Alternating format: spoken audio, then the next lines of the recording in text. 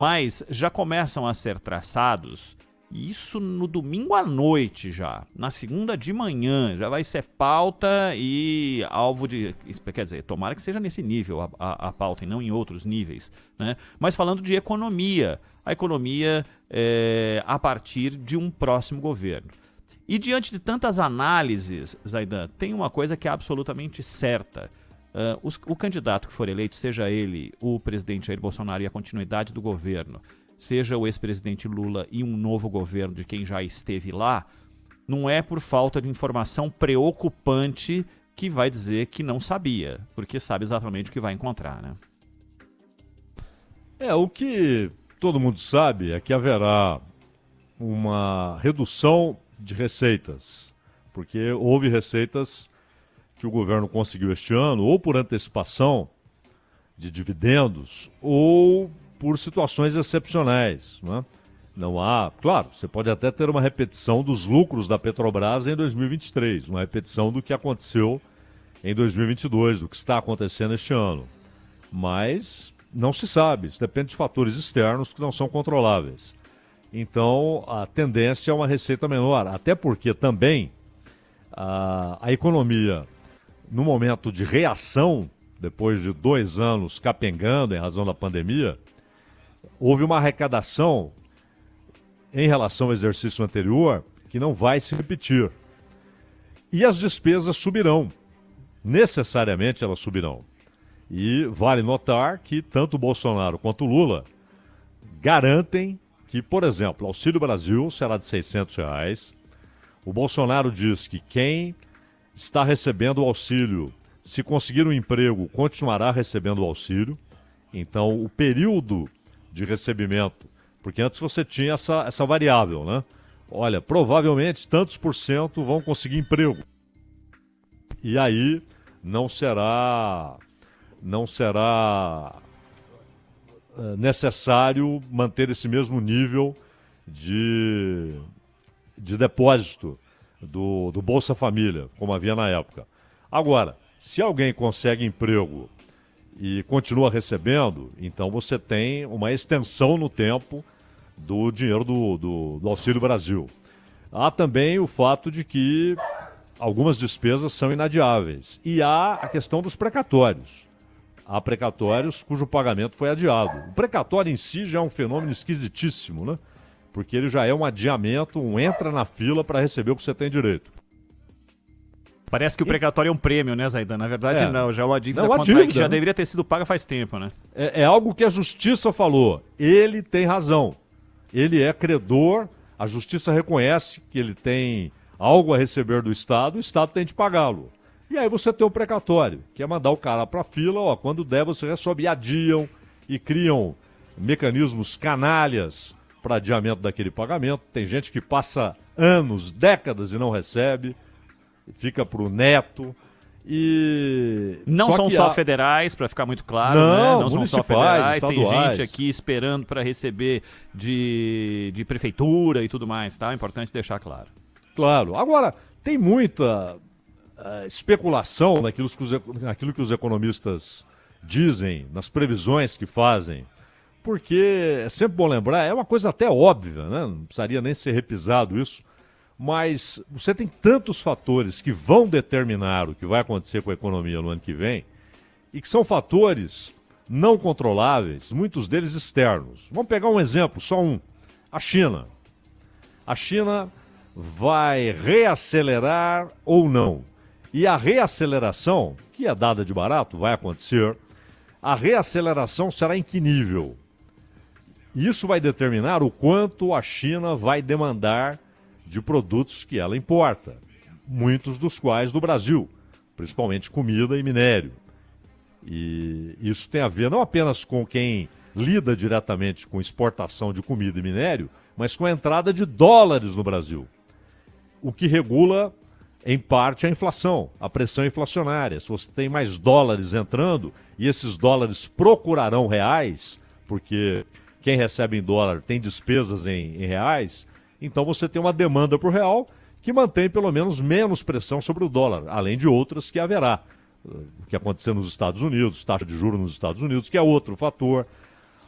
Hoje nós tivemos sinais muito preocupantes, bipartidários, ou seja, de democratas e republicanos, de que o Estado, o establishment nos Estados Unidos, o poder estabelecido dos dois partidos, independentemente do resultado da eleição no mês que vem, é para que os Estados Unidos aumentem ainda mais a sua participação na guerra entre Rússia e Ucrânia. Uma participação que já é decisiva. Hoje, até os aliados do Biden já falam expressamente em comentários na televisão, nos jornais, que é uma guerra por procuração, que os Estados Unidos estão travando uma guerra com a Rússia, a OTAN está travando uma guerra com a Rússia. Então são tantos fatores que você não controla. Nós tivemos há 2 semanas a Arábia Saudita anunciando, vamos reduzir a produção. E o Biden pedindo, por favor, não reduza. Ainda chegou a pedir, espere a eleição aqui nos Estados Unidos. Patético, né? É uma decisão tomada e você não tem o que fazer. O Brasil não tem o que fazer. Então é muita coisa que não é controlável e que vai dizer se a economia vai crescer mais, crescer menos, se haverá mais ou menos emprego, né? Agora, o que é certo é que a despesa aumentará e a receita, pelo menos a previsão hoje, com os dados de hoje, é que a receita será menor. E aí, muitos economistas falam, Ronald, ganhe quem ganhar, terá de aumentar impostos. Não terá. Não terá. A carga tributária no Brasil não suporta mais simplesmente aumentar essa carga. A reforma tributária, inclusive, é uma promessa, cuja execução vai ser muito mal feita, de não aumentar a carga tributária, mas, porém, garantindo que o Estado não perderá arrecadação. É um exercício que ainda não conseguiram fechar. Agora, o que nós temos como um dado crível é que a receita vai subir e a receita vai cair e a despesa vai subir. Então, é um problemaço, né? É um problemaço. Mas isso em si, né, Zaidan, obviamente que os candidatos não tocam nesses pontos de maneira antecipada, eles falam, na verdade, só daquilo que é mais fácil de ser entendido pelo povo, ou seja, aquilo que você falou logo no início da tua explanação, que é o que toca na vida das pessoas. O auxílio continuará. Não aumentaria impostos. Essas coisas básicas aí que caem no ouvido e as pessoas criam algum tipo de entendimento, mas ninguém se arrisca a aprofundar planos mirabolantes que podem fazer algum tipo de criar algum tipo de expectativa, seja de que reforma for, né? Isso vai ficar lá para o fechamento da última urna, né?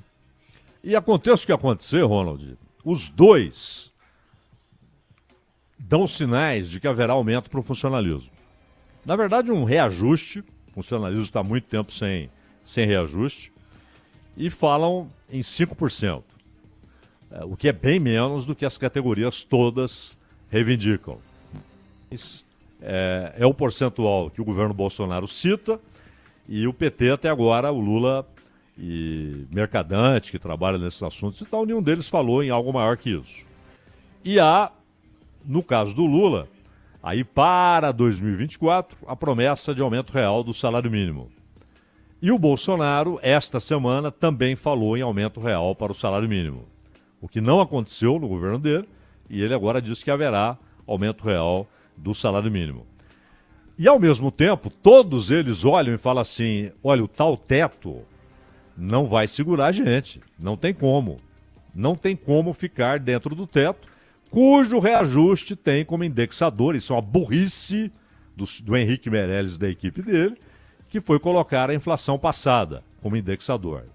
Você não pode fazer teto de gastos tendo como indexador a inflação passada. Você tem de olhar a receita, você tem de olhar o crescimento do produto interno bruto, você tem de olhar receitas extraordinárias, tudo isso deve ser levado em consideração para saber sua capacidade de investimento e de gasto. E é bom lembrar que grande parte dos gastos, grande parte é obrigatória. Então, o Lula fala em acabar com o teto de gastos. O Bolsonaro fala em mudá-lo. Dos candidatos todos, a Simone Tebet, a equipe dela, né, falava que não, deixar como está. Deixar como está é um absurdo deixar como está, colocar uma bomba relógio que vai explodir e paralisar a administração pública federal. É a inviabilização, né, Zé? Inviabilização. Agora, quem vai fazer isso? Se fizer o Congresso, isso tem de ficar claro. Eu vou propor ao Congresso e não eu vou fazer, porque não faz, não tem autoridade para isso. É PEC, é texto constitucional, só o Congresso pode mudar. Então, são tantas e tantas as possibilidades que você tem especulações. Olha, eu acho que vai acontecer isso e tal, mas sem saber o que está depois da esquina. Se tem uma nova guerra, a ampliação da guerra.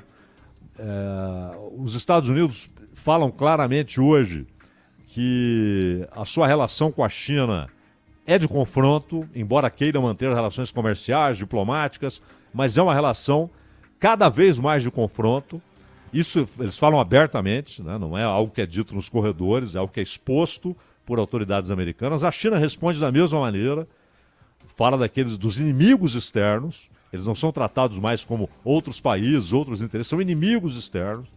Então, imaginar que você não vai sofrer qualquer influência, não sofrerá consequências do que acontece no mundo, é bobagem. Então, tudo isso torna as previsões um tanto quanto fantasiosas, né?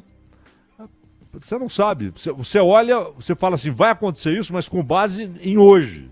Só que amanhã será diferente de hoje, todo mundo sabe disso, né? Só para lembrar dois fatores pequeninos, a gente teve num determinado momento no ano passado, eu já nem lembro mais se foi no ano passado, se foi nesse, um gigantesco cargueiro que parou o transporte marítimo mundial, né? Porque simplesmente não fez a manobra correta e fechou o canal por onde todos os navios tinham que passar na conexão Ásia, África e Europa. Só isso. E isso foi um acontecimento, foi um quiprocó danado e com influências na economia de muitos países, porque foram 10 dias para conseguir resolver isso. Mas é um negócio resolvível, mas um dia só já muda muita coisa.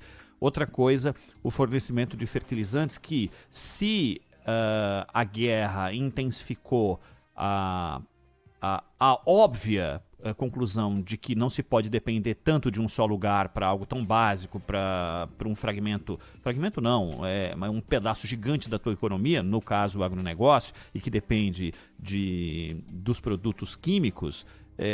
Não é só a guerra, pode ser simplesmente um problema local, pode ser um problema de transportes. Quantas vezes a gente ouviu ao longo da história problemas de transporte, de greve ou de relacionamento, seja lá o que for, e que potencializou um decréscimo de oferta de produto, e isso atrapalhou a economia, porque você tem que buscar em outro lugar e muitas vezes pagar muito mais caro. Quando falamos aqui do problema dos fertilizantes, lá atrás se falava de um aumento de mais de 1000% na compra do produto.